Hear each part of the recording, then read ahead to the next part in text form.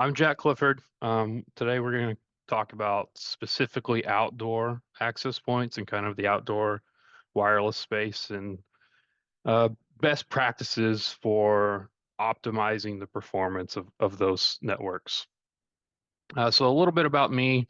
This is a picture of my dog.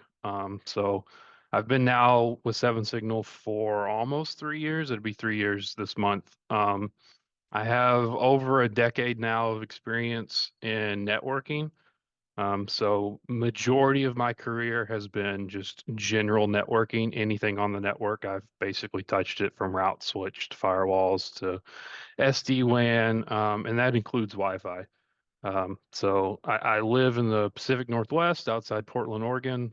This is my 2-year-old Lagotto Romagnolo, and his name is Theo, and he is can be a ball of energy and also just a lazy kind of couch potato. So it's an interesting combination depending on the mood he wakes up in. Just quick overview of what we're going to be discussing. So with outdoor wireless, there are some kind of unique challenges that you don't necessarily have in a typical office space or kind of a um, cubicle area where you have people that are working just at a desk, roaming around, going to conference rooms, that kind of thing. So there are some specific things outdoor that are kind of unique. We'll talk about point-to-point networks, point-to-multipoint networks, kind of the pros and cons of each, some kind of issues that you'll face uh, when deploying outdoor wireless, some potential solutions to some of those issues as well as kind of best practices specifically for the installation, because installation of outdoor APs is again very different than just mounting an AP on a drop ceiling, that kind of thing. And then we'll follow up with the Q&A. So the first thing that's kind of unique to outdoor wireless is free space and kind of that lack of attenuation sources that you'll get from a deployment indoors. So when you're designing a Wi-Fi network in an office space, for example, you're using walls, you're using building materials as your attenuation sources to um, kind of plan for where the cell signal and the signal strength of those APs is going to lie within the building. When you're outdoors, you don't really have that luxury of using walls, using doors to attenuate those signals. Um, One thing you do have, though, in like stadiums, for example, are people. People are a great source of attenuation. People are basically 70 or so percent water, and water is a fantastic way to stop wireless signal from propagating. So you can kind of plan for attenuation in stadium installs and use the people as your attenuation sources as opposed to your walls, your doors, that kind of thing. Um, so because of that free space, your signal propagates outside typically of your desired coverage cell. So you think of overlapping channels, overlapping interference from your own APs, just because your coverage cells are so large because you don't have those attenuation sources. Outdoor wise too, you have some kind of unique security concerns. So um, you have to think about limiting the physical access to your equipment to the coverage area. Um, Outdoor wise, again, because of those attenuation sources, you don't actually need to be near the network to connect to it potentially. You don't have to be near it to do sniffing or anything like that over the air. So there's some kind of challenges there you'll need to take into place. The other thing to think about is your controller setup. A lot of these outdoor specific model APs require some type of MAC registration on the controller itself. MAC addresses can be easily spoofed. So if someone gets physical access to your APs, they can copy the MAC address down. They can then unplug it, plug in their own device, spoof that MAC, and then now they potentially could have access to your controller, configs, that kind of thing. When thinking about point-to-multipoint networks or mesh networks, each hop is increasing latency, and in uh, doing that kind of specific network and increasing the hops lowers your available bandwidth to your clients. So that's something you need to keep in mind. Power can also be an issue outdoor. So if you're having issues running power to your APs or powering them, it's not something you typically are worried about indoors, but outdoors you really need to think about placements and power sources. So some things that we can do to overcome some of those challenges: statically assign your power on your APs for one. So don't let RRM kind of just run wild, or whatever algorithm your vendor of choice is using to determine power levels or channels, because like I said, the signal will propagate outside of that coverage cell area. Um, so in terms of security, you can use intrusion prevention on your wireless networks. You can do some type of certificate-based authentication. In addition to the MAC filtering table, you can use 802.1x EAP authentication on your network for your clients, but also kind of on the AP side, think more wired, where you're using a certificate that's installed on the AP to then verify that it's a trusted device. And with wireless, it all comes down to design, in my opinion. So your site surveys are very critical in all wireless deployments, but particularly it's important in outdoor. So you can kind of know what the environment is like, know how your APs are propagating in the environment. So proper site surveys, both predictive beforehand, but also validation surveys on site, are extremely vital for an optimal performing network. So in terms of point-to-point networks, I've dealt with some point-to-point networks in the past, both Wi-Fi, but also um, not necessarily Wi-Fi, but wireless, using a different frequency. So that's actually a picture of an install I did at a previous job, using Ubiquiti air fibers to connect um, um, medical buildings that were, I think, 10 miles away from each other. So kind of think of it as like a like your own private backhaul, but you're using a wireless communication as opposed to a pulled line or pulled fiber. So it's used to connect to locations, to buildings, just anywhere where cabling is not really feasible or it's extremely expensive. You don't have to worry about lease line or worrying about your vendor that you're dealing with in terms of, okay, maybe there's a fiber cut and you're sharing a fiber. You don't have to worry about that because you're managing your own infrastructure at that point. It's a private link, so instead, like I said, instead of that shared media of a leased line using a vendor or a provider, you have the full capability of the full link there. It's significantly cheaper than running your own cable or private cabling. For the most part, it's less legal restrictions. Most of these devices are using unlicensed spectrum. There are devices that you can get a licensed band to use, and licensed spectrum from the FCC, or if you're outside of the US, whoever manages your frequencies that you can use. And throughput wise, it's very capable. So some of these devices you can get throughput exceeding 10 gigabits per second, and ranges over 1,000 or 100 kilometers. So it's very capable, and is great if you're connecting to locations that are kind of far away from each other and you're needing them to be connected in a way. So the point-to-multipoint, think of there's two that I kind of want to talk about. So there's the bridged networks. This is more of a a star or a hub and spoke type topology. So at that previous photo, we kind of had a point to multi-point bridge network built with these air fibers. We had one central location, and on the roof we had devices pointed out to all the different clinics around.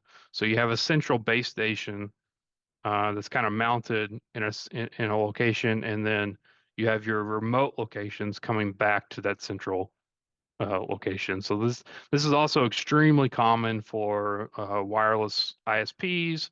Um, a lot of your remote video surveillance applications are using kind of this type of uh, network to kind of get them online. One thing to note with these is line of sight is kind of vital for reliable performance. Um, and then you can kind of mix the deployment as well. So you can quickly spin up a new site if you need to because you have your central base station. So if you have a new site coming up, you can just point a new bridge to that central location, and then you can kind of quickly expand your flexibility or expand your coverage for your network. So point to multipoint, this is more of your like mesh networks, for example. This is very common with large coverage areas. The first mesh deployment that I ever did was actually at a power plant. So it was a natural gas power plant, and we did a mesh deployment of the whole site. So using like the light poles and the building to kind of create the mesh. One thing to note is you'll have two different types of APs with the mesh deployment. You'll have a root AP, which has a direct connection back to your infrastructure, and then a node AP, which is that kind of next hop. So it's getting back to the infrastructure via that wireless communication to the root AP. When deploying these, you want to minimize your hop counts. Um, you want to get the most signal strength as you possibly can in between your hops too. You want to ensure that it's a strong connection. Um, Group your node APs kind of around your root APs. I like to try and limit my hop to only one back to the root AP. Kind of general rule of thumb is you can think that whatever bandwidth you're providing to your root AP is going to be cut in half to whatever your next hop is.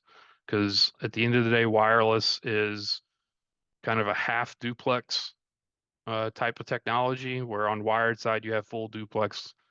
At a very basic level, Wi-Fi is half duplex and really only one device communicating at a time at a very basic level.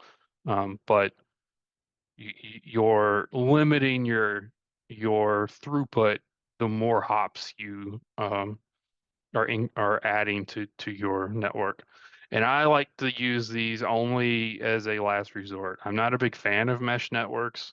There's a lot of complexity in terms of designing them. There's, like I said, limitations in terms of client performance. So if you have a very um, bandwidth heavy device, you have to make sure you have a lot of bandwidth you can throw at the site. So some kind of outdoor specific issues. A lot of what we see outdoors is RF related. So whether it's proximity to metal, um, where um, your signal's bouncing off a metal device, or it's shielded by a metal device, where it's not properly expanding out through the coverage cell. If you are, for whatever reason, install your AP in a metal enclosure, for example, it's not going to really propagate outside that metal enclosure. So you're going to have issues um, with your installation. And other things you can have are introducing coverage holes where you have an AP that, say, wasn't properly grounded and it's now offline from an environmental issue, whether that's a lightning strike or if it's not properly mounted or properly installed in an enclosure and it overheated or it had some water damage, those kind of things. So you're physically installed and properly, all of those APs will potentially cause issues and create coverage holes as those APs are failing in the environment. So kind of talking about mounting these APs, you want to make sure that your brackets you're using are the appropriate ones for whatever installation you're doing, whether it's mounting it to a wall, mounting it to a pole. There are different brackets for each type of installation, so you have some options there. If you're using a device that's not IP rated for outdoor use, you definitely want to make sure that it's in some type of enclosure or an EMA enclosure.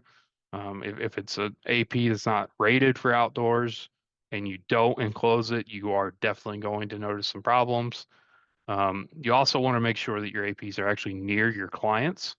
So don't install your AP, say 40, 50 feet up in the air and expect to have or deploy them with like Omni antennas that you would in like an office building and expect your clients that are 40, 50 feet below those APs to have a good experience. You want your APs to be as close to the clients as you can get them.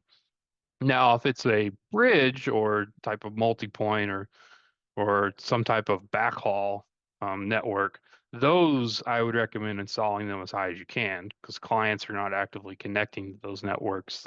Those are just used as a backhaul, for example. You also want to make sure, and it sometimes you don't think about it, but you want to make sure that you can actually see your LED lights, your status lights from the ground. There's nothing worse than trying to troubleshoot an issue. You go on site and you want to look at the status lights just to see quickly how that AP's is it connected, is it serving clients, that kind of thing. And your LED lights are up in the air and you have to have a ladder to even look at them. So you want to make sure that those lights are visible when you're actually on the ground. So in terms of mounting options, there are quite a few unique and kind of clever installs. So that picture here is actually a bollard or a pole that's hollow on the inside that you can install an AP in and have antennas inside them. So you can hide your installation. It helps to run like power cables under the ground to these specific locations. So you have some quite a few options. You can the building wall itself, like I said, light poles at that power point that I've done an install at. Those are excellent ways of getting your APs installed in an appropriate location, as well as making sure that they're physically protected, that there's weather protection, that the ambient temperatures are fine. So if you're in a very warm location or like somewhere that there's extreme heat, they make cooling systems you can install in the enclosures to keep the device cool. Same thing for the opposite. So if it's a very cold environment, you can get a heating element um, to use enclosures to make sure that the devices inside the enclosures are in a operating ambient temperature. You can also have enclosures that are doing like solar loading, to where you're using um, power from the sun to help power your devices. You also have to think about aesthetics. So when you're deploying outdoors in, say, like a park or specific areas, you don't want people to kind of look at that eyesore of a white box on a wall or something like that. You can kind of hide things to make it look better. Um, and then another thing to think about in terms of mounting outdoor APs is typically the cost is much more than a typical indoor installation where you're just running Cat5 cable and a drop ceiling back to like an IDF closet, that kind of thing. So here's some more examples of kind of what NEMA enclosures kind of look like, some options where there's power ran directly into them, where there's fans or exhaust or even cooling. So there's options there that are weather tight and you can physically lock them as well. So there's options there mounting these devices. The other thing to look at are specific antennas. So you want to make sure that you're choosing the right antenna for your own environment. I believe we have a webinar if you want to go back through kind of the history specifically related to just selecting antennas. So there's information out there on helping you choose the antenna for whatever deployment you're doing. One thing to note, you really want to look at radiation patterns. So, kind of comparing omni versus directional, and kind of see what the radiation pattern of your AP, where your signal is going to propagate out from. So you want to avoid obstructions to these antennas, especially metal objects that are close to your antenna that can cause some type of issue in terms of propagation for that signal going out of the antenna. The other thing you really want to think about is supplying power. So how are you going to power your devices? Is it going to be PoE? Do you need to use power injectors? Most of the power injectors that are on the market are not IP rated for outdoor use, so that's something to keep in mind. So you'll definitely want to make sure those are enclosed in something. Um, are you going to use AC power, DC power, PoE, kind of those things? All of your injectors need to meet the environmental conditions. If they don't, you need to make sure they're in an enclosure that can then um, assure that they're not going to be operating in some environment that they're not rated for. If you're mounting on a light pole, for example, you can use a light pole tap and pull the power directly from the light pole itself.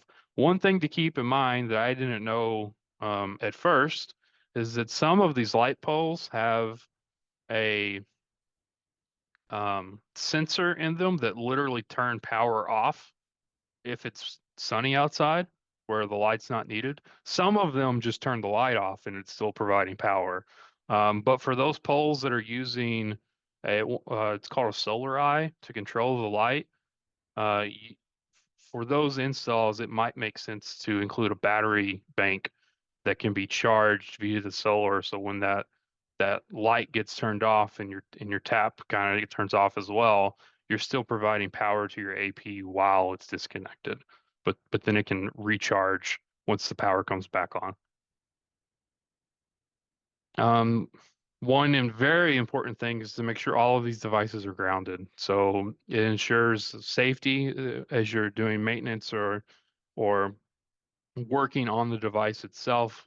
Um, and also just make sure that your devices are working for a long period of time. Um, if your devices are not grounded, they can transfer excess energy, especially to your interior equipment. So the switch that it's connected to, if your device isn't grounded and say it's on a pole, it gets struck by lightning, it's possible that that lightning then goes through the cable inside into the switch, and then your entire switch is just gone, basically. You can utilize the existing ground wire that's on most poles, or if you want to be extra safe, you can just run a wire directly to the ground yourself. Um, this is also important on poles and kind of higher up installs because it can help prevent static buildup. So it can reduce the when static is kind of built up and damaging your equipment, transmit power can be reduced, your receive power sensitivity can be reduced, or it's entire hardware failure. The other thing to note too is corrosion. So use some type of anti-corrosive compound to prevent corrosion on your cables, corrosion on your connecting or your connectors back to your AP, back to the switch, those kind of things. The other thing is lightning protection. So kind of check your requirements from the AP manufacturer. A lot of these outdoor rated APs have circuitry built into them to protect from lightning. That way antennas directly attached are safe from the lightning. But if they are attached via a cable, that can then cause issues where the antenna gets struck by lightning, that that energy now goes through the antenna, through the cable into your device. So you want to make sure that those cables from your antennas are grounded with lightning arresters. And typically to meet insurance requirements and code requirements, this is also required. So just check with your kind of install code, your insurance, and verify that those are up to snuff. And that way, if you have like an inspection or something, you're going to pass that. The other thing to note too is water protection. So anything IP rated, again, needs to be in an EMA enclosure. You want to cap all unused ports with a metal cap. I don't like to use plastic. Plastic wears out outside. Metal is much more um, durable. You want to use rubber gaskets, especially for like Ethernet connections where they're coming into the box. So you want to make sure that those um, those runs are kind of as protected as you can for to prevent water from building up and running through. One thing to note too is when running cable, it's highly recommended to use a drip loop where your cable's coming into the box from below. That way you can use gravity to kind of help prevent water from getting into your box. Another thing, you always want to make sure that your cables that you're using outdoors are shielded. This helps with both moisture getting into the cabling, but also helps with the signal um, kind of leaving the cable and kind of help building up static or even potentially attracting lightning to whatever your install is. One other thing to note too, and this is really for any type of wireless deployment, is maintenance and monitoring. The big thing with outdoor is you want to physically inspect it. So physically go to your APs, look for any type of damage, look for any type of corrosion, um, that kind of thing.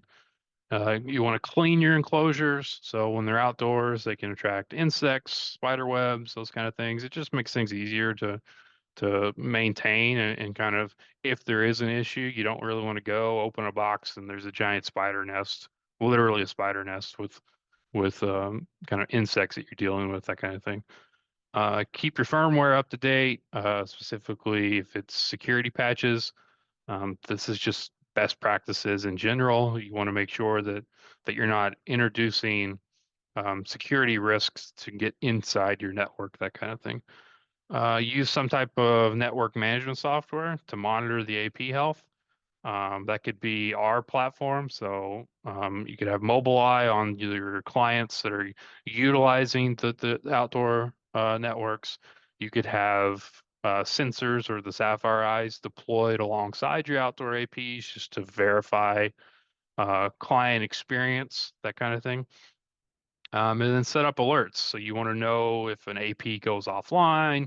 You want to know if client experience drops below certain threshold, that kind of thing. You want to know how things are performing remotely, so you don't have to kind of go on site and view um, kind of uh, how the environment's performing, how the clients are experiencing the network, how the end users are experiencing it. All that kind of comes into play with monitoring and maintenance. And then to kind of summarize everything that we've kind of talked about, we've talked about quite a lot, not a lot in depth, but this is a very broad topic. So first and foremost, for any type of Wi-Fi deployment, my number one is site surveys are important. You can only have a good enough network as good as your design planned for your network. The more complex network you have, usually you have more issues. I like to keep things as simple as I can. It's less issues from added complexity just to have added complexity. Another thing to note is wireless links will introduce latency. They will reduce throughput to the client devices. So that's something you also want to keep in mind. It goes back to that proper design again. Your proper installs will also help reduce client issues. So as your APs are properly grounded, as your APs are properly mounted, you can verify that they will remain up and will remain providing that network to your clients. So kind of outdoor Wi-Fi in particular does have some kind of unique challenges, but you can kind of plan for those challenges beforehand so you can overcome them whenever you're ready to deploy.